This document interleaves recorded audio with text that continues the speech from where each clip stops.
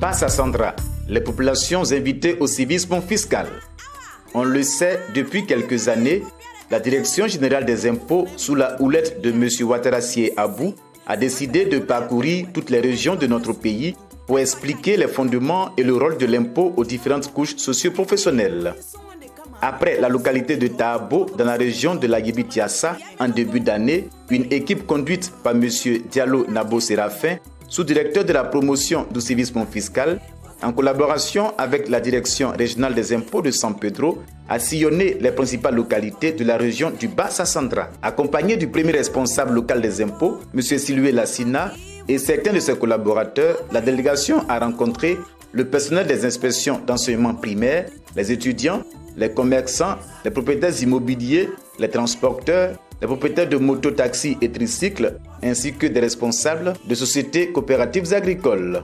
La première étape de cette tournée de sensibilisation s'est déroulée du 17 au 19 février 2021 dans les localités de San Pedro et Tabou autour de 3 activités principales, à savoir une conférence à l'endroit des étudiants, des dotations en support didactique et de promotion aux inspections d'enseignement préscolaire et primaire des localités visitées, des rencontres de sensibilisation, d'explications suivies d'échanges sur diverses thématiques fiscales et une caravane dans la commune de San Pedro. En ce qui concerne la conférence, elle a porté sur le thème « Le rôle et l'importance de l'impôt » et animée par M. Diallo Nabo Séraphin à l'École supérieure de gestion de San Pedro.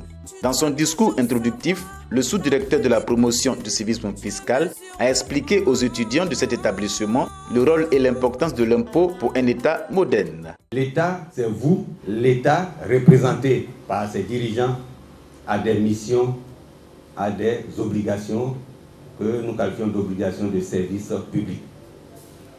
Ces missions, c'est quoi? C'est d'abord la prise en charge de l'éducation. C'est la prise en charge de la sécurité de ces populations. C'est la réalisation d'infrastructures pour permettre une circulation parfaite de ces populations. Ce sont les hôpitaux pour permettre aux populations de bien se soigner. Mais tout ceci, l'État ne peut le réaliser que dans une complicité, dans une synergie avec ces populations-là. Et c'est pourquoi il demande que chacun d'entre nous puisse mettre à sa disposition un peu de ce que nous gagnons en fonction des activités que nous réalisons, en fonction des biens que nous possédons, en fonction des revenus dont nous disposons.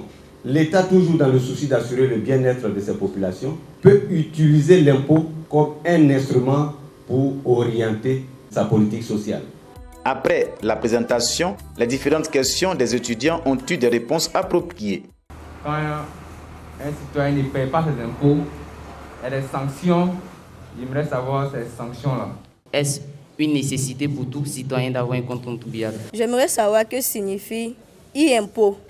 Le numéro de compte contribuable. Oui, c'est une nécessité, puisque c'est l'élément même qui vous identifie aux impôts.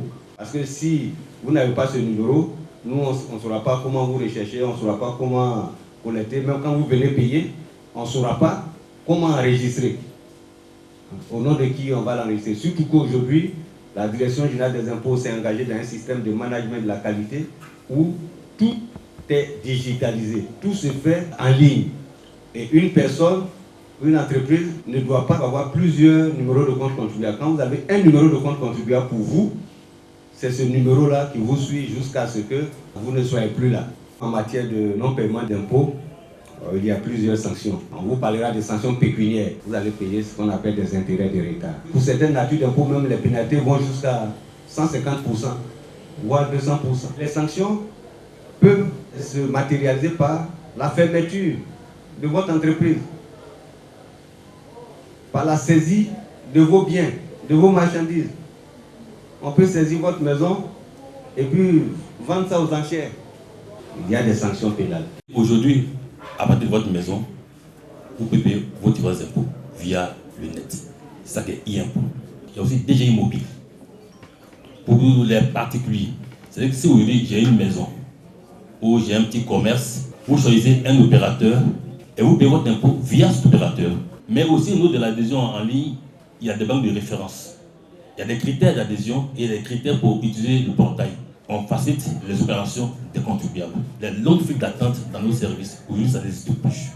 Dans le cadre de l'intensification des actions de promotion du civisme fiscal à l'école, des supports didactiques ont été également mis à la disposition du lycée de Tabou ainsi que des inspections primaires et préscolaires de la dite localité. S'agissant des rencontres avec des responsables de transporteurs, des propriétaires de véhicules à 2 et 3 roues, des propriétaires de biens immobiliers, des populations et divers opérateurs économiques des 2 localités, les points relatifs au nouveau régime d'imposition, à l'impôt foncier et à la patente transport ont été abordés.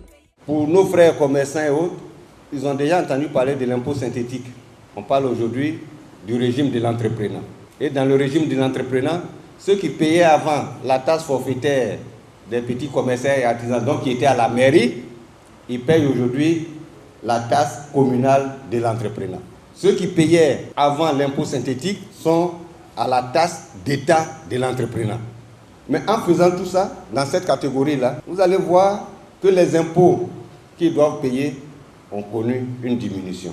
Parce qu'avant, c'était par rapport au chiffre d'affaires. On dit, bon, celui qui a de 0 à 5 millions de chiffre d'affaires, il est à la mairie. Le montant qu'il doit payer, c'est déjà déterminé. Celui qui a entre 5 millions et 50 millions, il est à l'impôt synthétique avant. Et il a un montant qui est déjà déterminé en fonction de son chiffre d'affaires. Donc, quand vous avez entre 5 millions et 6 millions, vous payez 247 500 par an. Aujourd'hui, c'est un pourcentage qu'on applique. Et quand on applique ce pourcentage-là, celui qui a un chiffre d'affaires de 5 millions, avec le taux qui est appliqué, il se retrouve pratiquement à 200 000. Celui qui a 6 millions, il se retrouve à 240 000. Avec le nouveau régime aussi, quand vous avez plus de 50 millions maintenant, vous avez le régime de la micro-entreprise.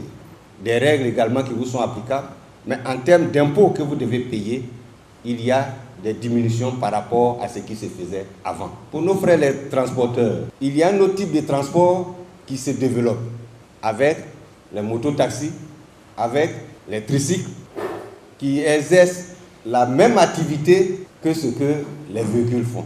Donc l'État dit, bon, il faut aussi que vous participez au développement de la Côte d'Ivoire.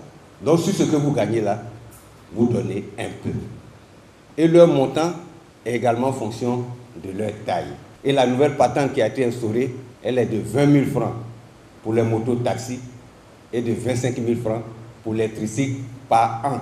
Mais pour les commerçants qui ont leur tricycle et qui doivent juste faire la livraison des marchandises, c'est-à-dire vous avez votre commerce, je viens acheter quelque chose chez vous et votre tricycle là sert juste à transporter les bagages que j'ai achetés pour aller déposer chez moi. Il n'y a rien que je paye d'autre. Vous n'êtes pas concerné par cette patente-là. Parce que vous utilisez juste votre tricycle ou votre mototaxi pour aller déposer les bagages de vos clients sans percevoir d'autres revenus. Tous nos parents, tous nos frères qui ont des maisons, qui ont des terrains, si c'est un terrain nu, on regarde la valeur du terrain. On applique un taux de 1,5%. Donc celui qui a un terrain dont la valeur est 1 million, ça va faire 15 000 francs par an. Mais l'État ne va plus loin. Il dit les 15 000 francs là, tu ne viens pas payer tout ça maintenant. Tu payes en 4 fois.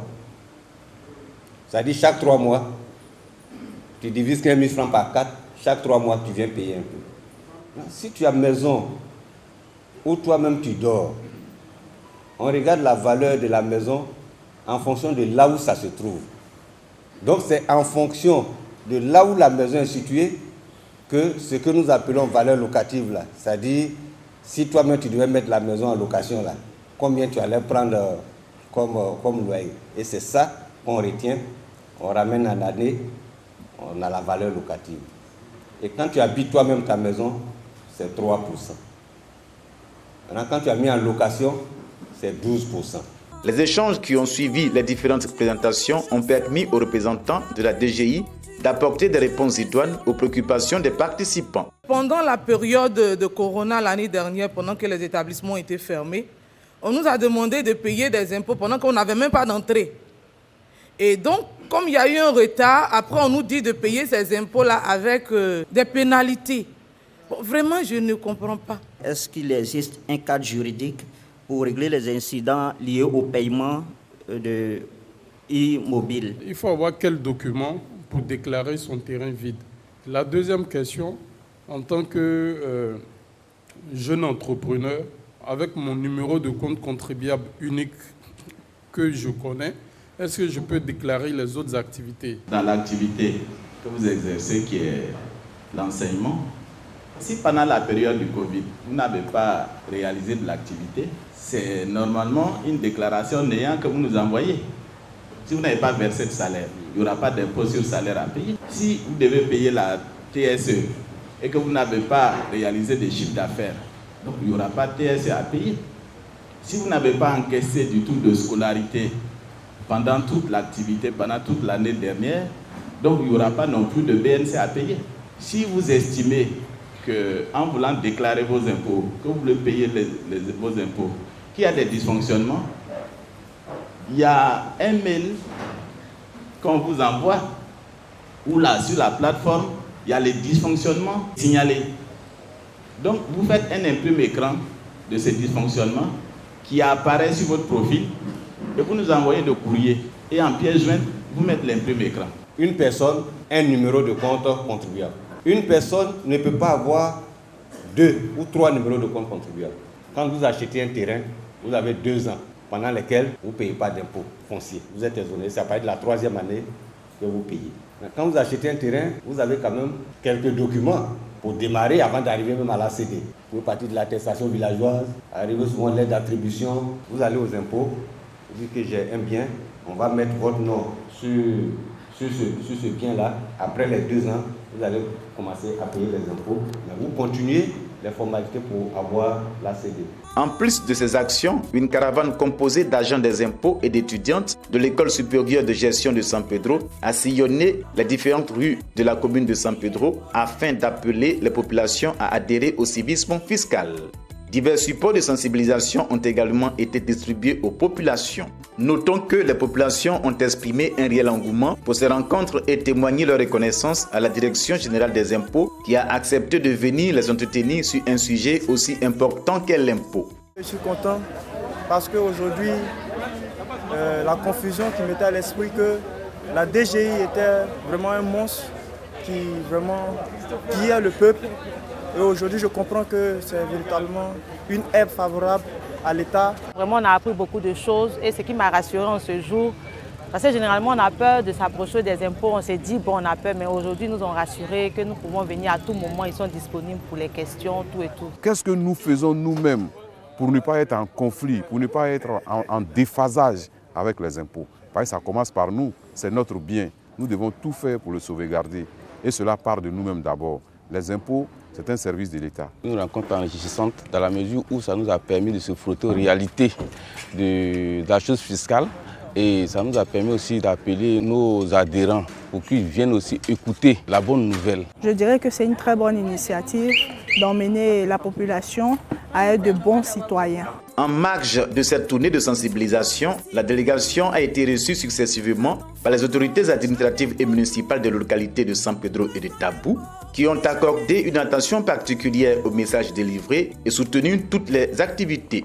Une activité qui va permettre de sensibiliser la population. Nous disons merci à la Direction générale des impôts. J'invite l'ensemble des populations de Tabou, j'invite les Ivoiriens aussi, au-delà de Tabou, à payer leurs impôts. Après les localités de San Pedro et de Tabou, où les populations ont été édifiées à la culture du civisme fiscal, la Direction générale des impôts n'attend pas s'arrêter en si bon chemin, car d'autres contrées ont été visitées dans le Bassa Central et aussi dans la région de la Nawa. Ensemble, cultivons le civisme fiscal.